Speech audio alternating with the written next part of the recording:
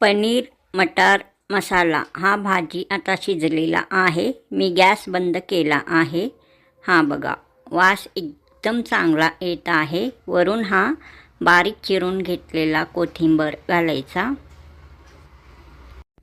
हा बघा, पनीर मटार मसाला हा भाजी एकदम चांगल्या प्रकारे तयार झालेला आहे.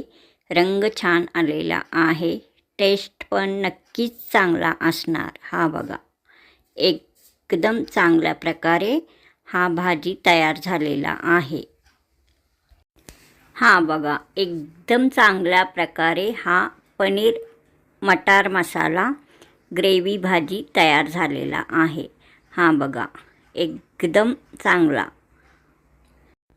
पनीर मटार भाजी हा कशाबरोबर खायचा तर पुरी, चपाती, नान, रोटी याबरोबर हा भाजी एकदम टेस्टी लागतो.